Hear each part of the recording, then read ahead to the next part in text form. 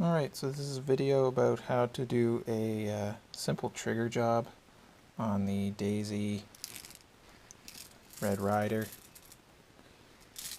everybody's favorite BB gun. In general terms, it's very much a simple trigger job, similar to most other firearms.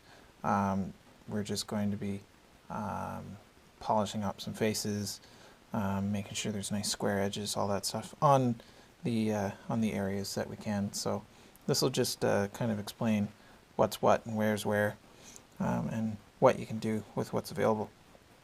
So to start, we have to take this little bit apart. So you'll need a 8mm socket.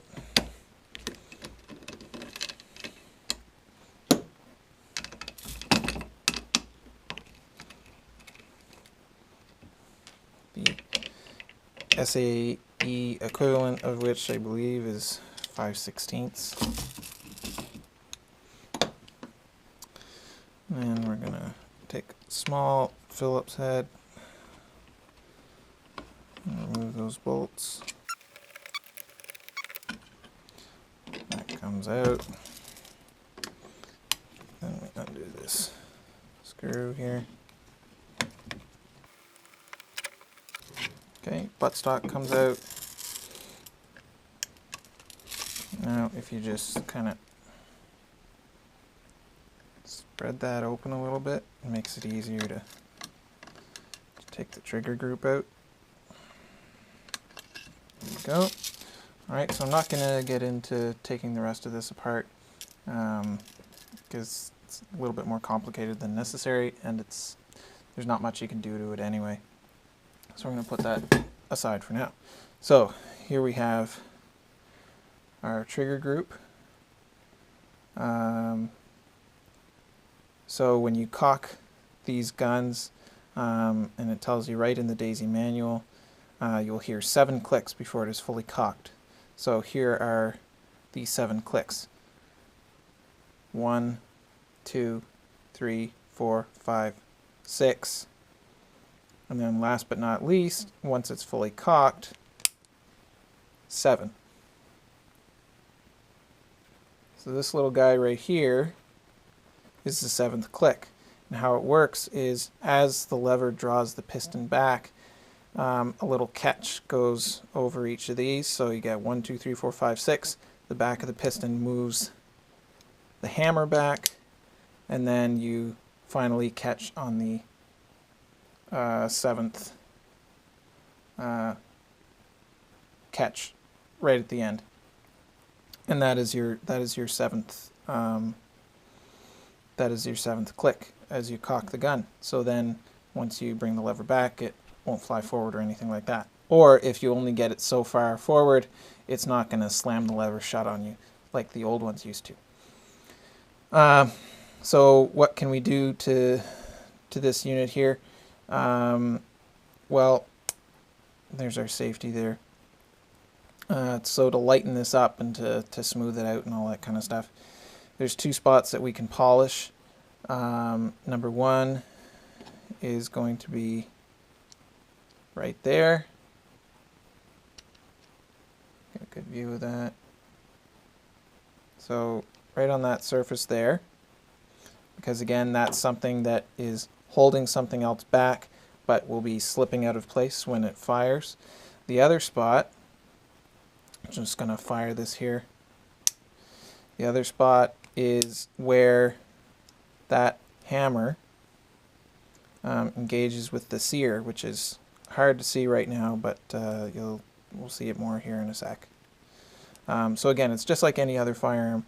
There's a sear holding a hammer, and they will be let go. So to get this little part out of the way, because we can't disassemble it because of this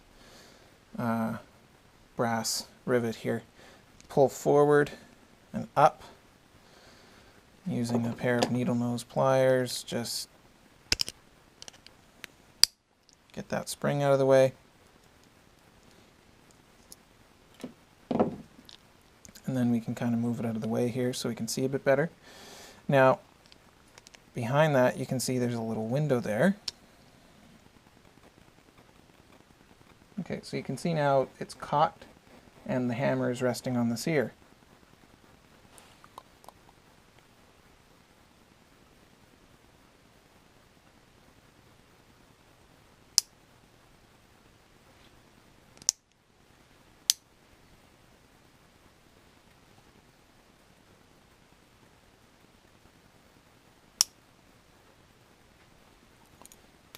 And that's basically how all trigger groups work, is the hammer is held up by the sear and eventually it moves out of place.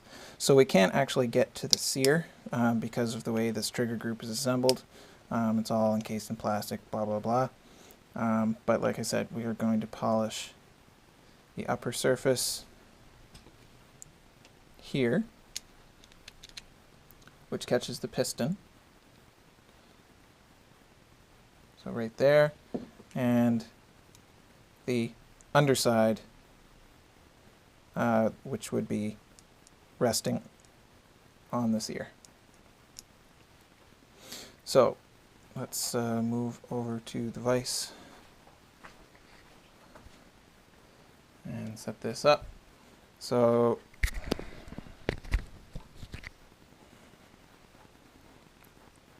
to expose the underside of the hammer, I'm going to put it in the vise like this and just lightly tighten it up. Be very gentle with this because, again, it is just plastic. So you can see there the underside of the hammer is now exposed. And all we need to do is just gently file it like that. Again, we want a nice square finish on that edge. The less friction there, the better. It's going to lighten up that trigger.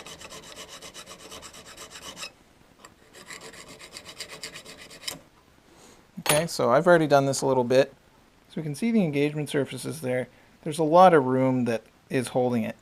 And in talking about what makes a trigger good and bad, a long engagement surface would mean a lot of creep before it breaks.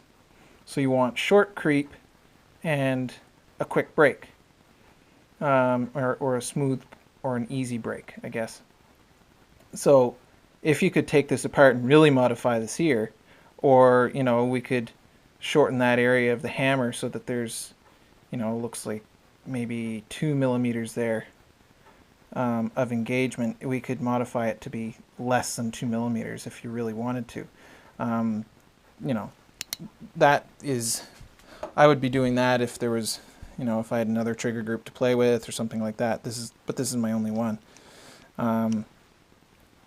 So anyway, that's what can be really modified to really change the performance of this. But for now, we'll just get back to that other one here. So it's that forward edge there that we're polishing up. Again, you just want it to look clean and as much of a straight edge as possible. So again, I'm not going to do this too much because I've already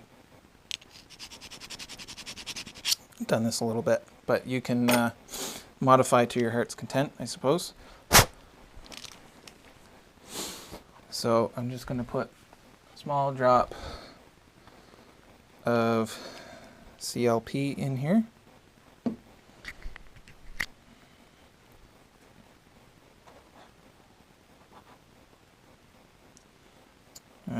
To our engagement surfaces.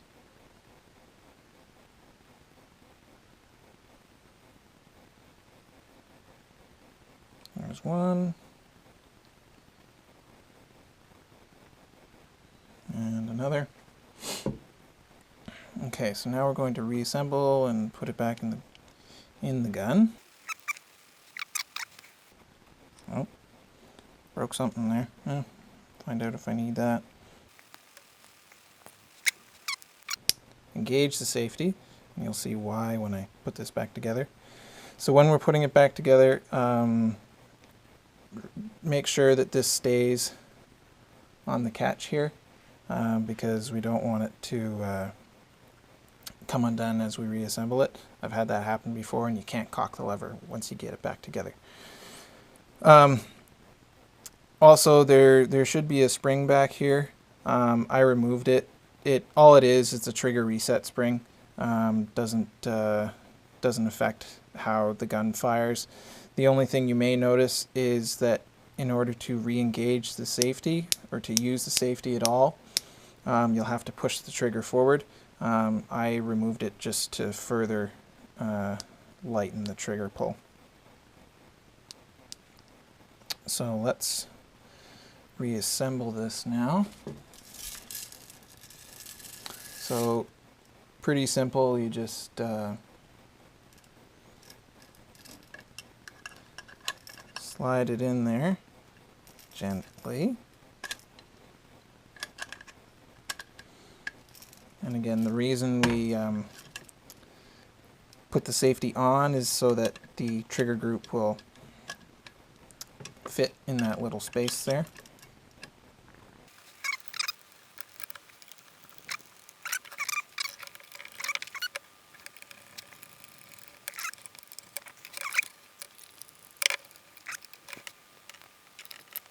Okay, so I got it reassembled here, safety works, and did it wrong again.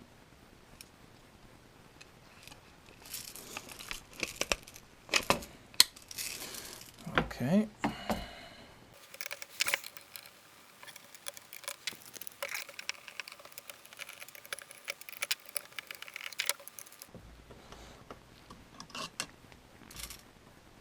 Yeah, so that's what it was. That's what I'm talking about. I pulled that out and it was out like that.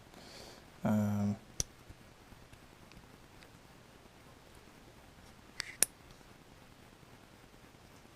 yeah, so that's all down. That's good. That's good.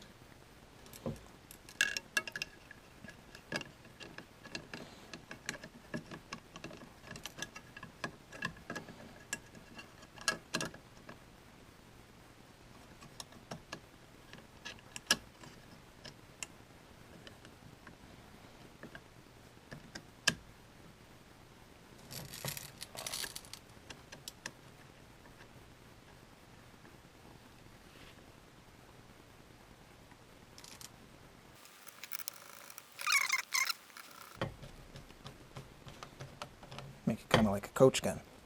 No buttstock. Okay, let's see if this will cock. There we go. So again, be very careful when you're reassembling there. So the gun is cocked now. May or may not be loaded, can't really tell at this point. But let's go ahead and finish reassembly.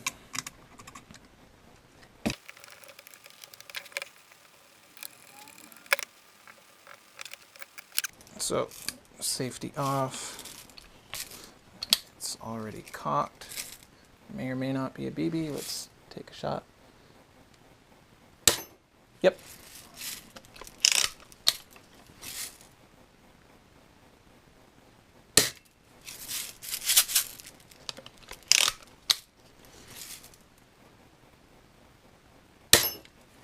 So, anyway, some people might say, well, why would you modify the trigger on a $40 BB gun? Well, why not? It's you know, it's fun to DIY. It's fun to experiment with things that you own and you have every right to modify. So yeah, why not? Why not make it a little bit different? It'll make it easier for little kids to shoot as well. I've heard of some people having to teach their kids to shoot with 2 fingers on the trigger rather than just 1. And this is certainly a lot lighter than it was before. So, you know, definitely a much easier trigger to pull now. I think these guns are great. They're so cheap, so easy for teaching